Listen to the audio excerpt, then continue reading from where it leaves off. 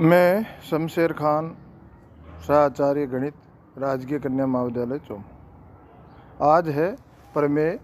यदि वलय आर तथा आर डैश पर एफ एक वलय समाकारिता हो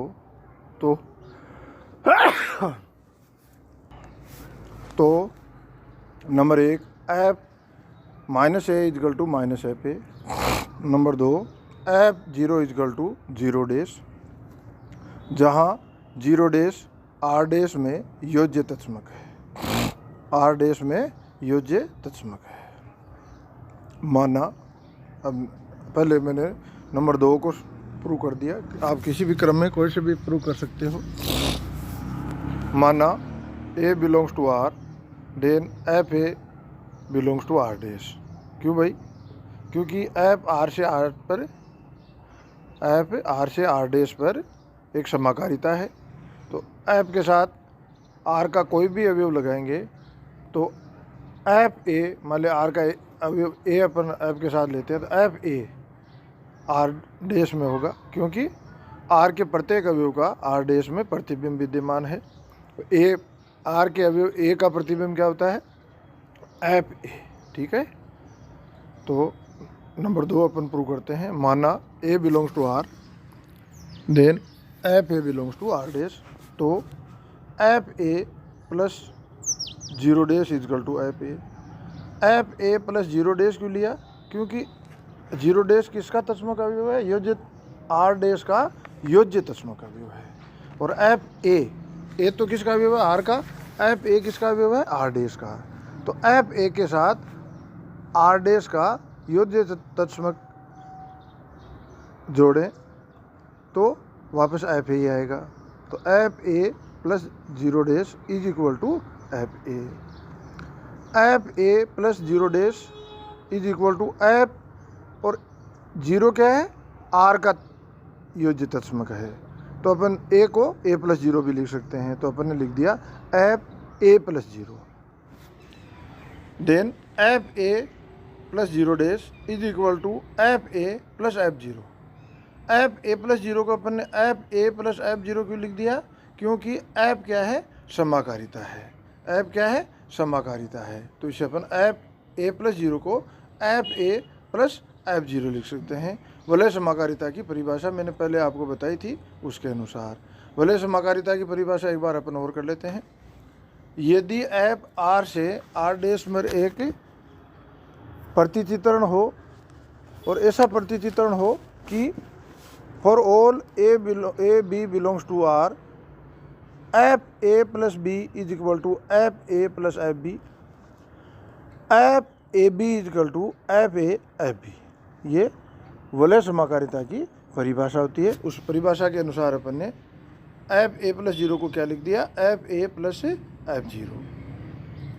अब यहाँ निरसन नियम लगाएंगे तो एफ ए कैंसिल हो जाएगा और F zero equal to zero dash अपने को मिल जाएगा। F zero equal to F zero dash अपने को मिल गया। तो अपना प्रमेय का दूसरा भाग अपने प्रूव कर दिया। अब अपन पहला भाग प्रूव करते हैं। ए बिलोंग्स टू आर अपन ने लिया है, तो ए बिलोंग्स टू आर है तो माइनस ए बिलोंग्स टू भी होगा आर। क्यों होगा भाई? क्योंकि आर एक वलय है। आर एक वलय है तो आर प्लस एक योज्य तत्समक है, योज्य ग्रुप है। आर एक वलय है तो आर प्लस एक योज्य समूह है। और कैसा योज्य समूह है? क्रम विनिमय समूह है। आर प्लस एक क्रम विनिमय समूह है।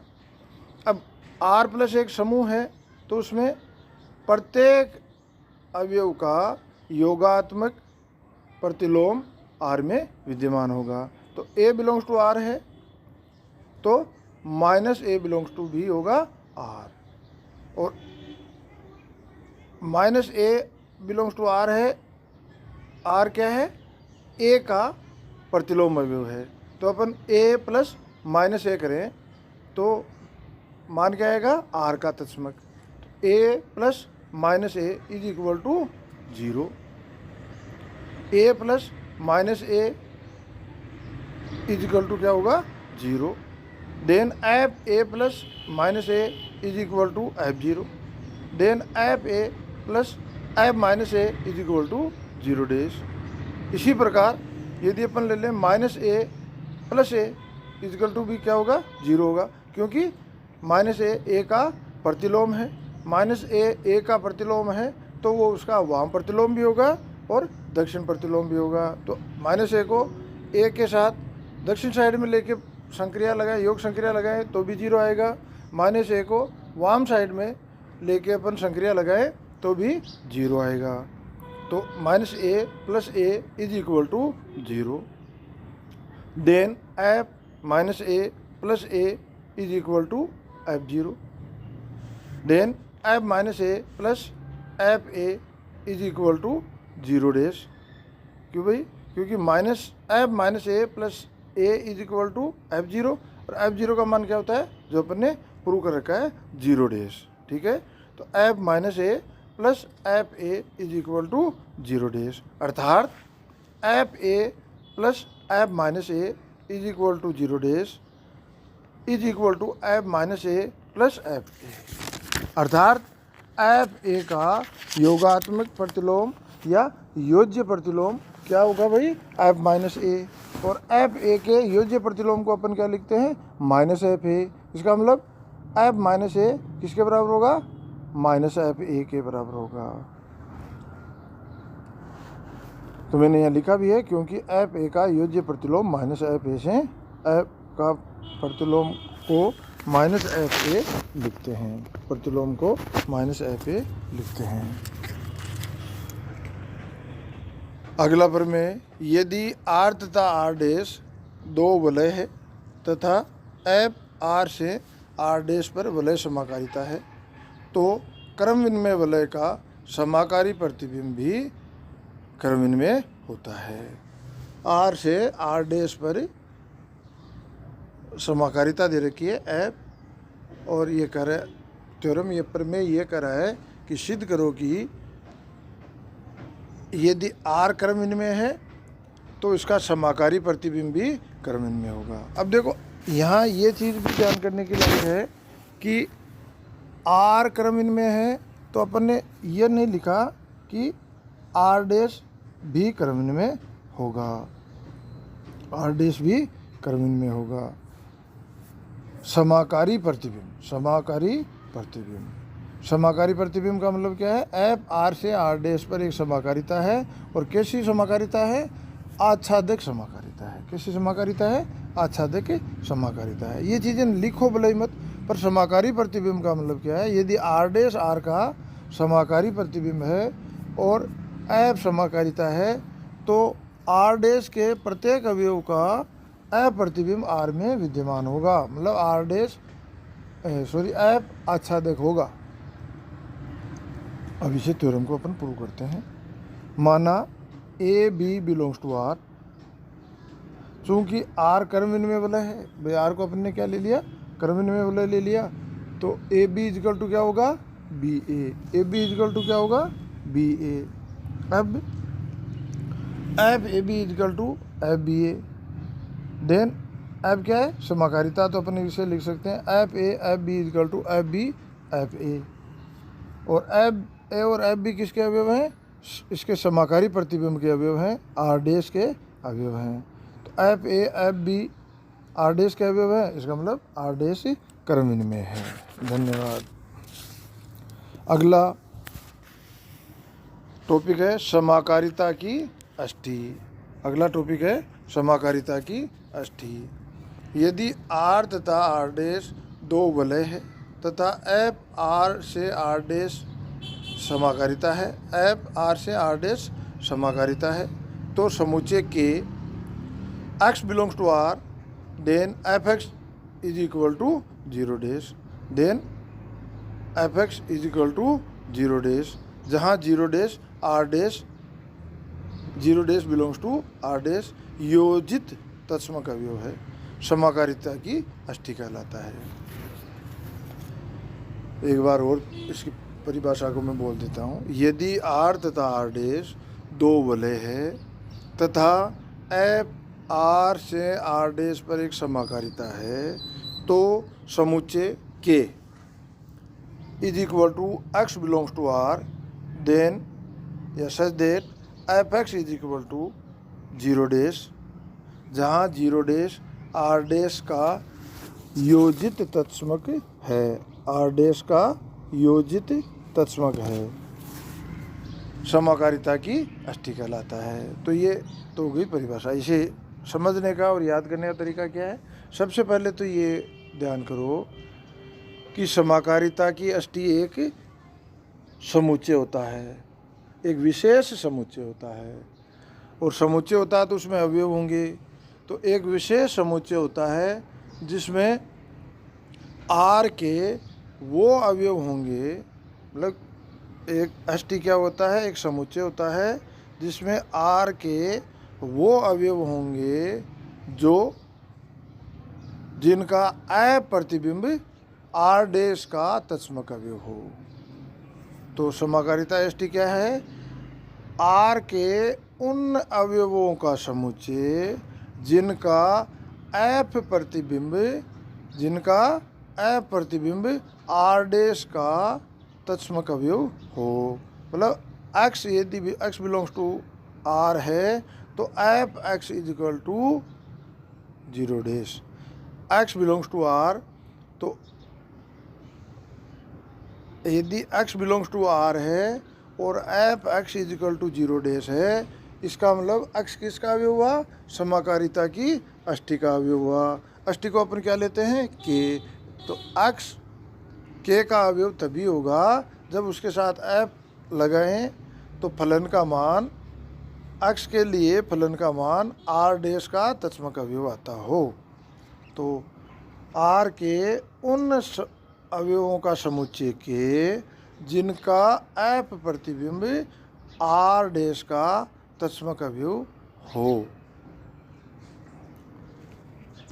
अब है एक प्रमेय।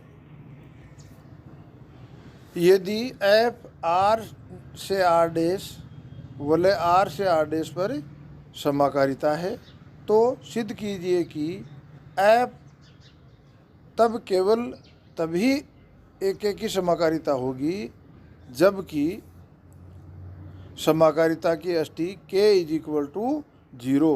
k एक ऐसा समुच्चय हो जिसमें कौन सा अवयव हो? केवल शून्य हो। तो एफ क्या होगा? एक ही होगा। ये प्रूव करना है कि एफ यदि समाकारिता है तो एफ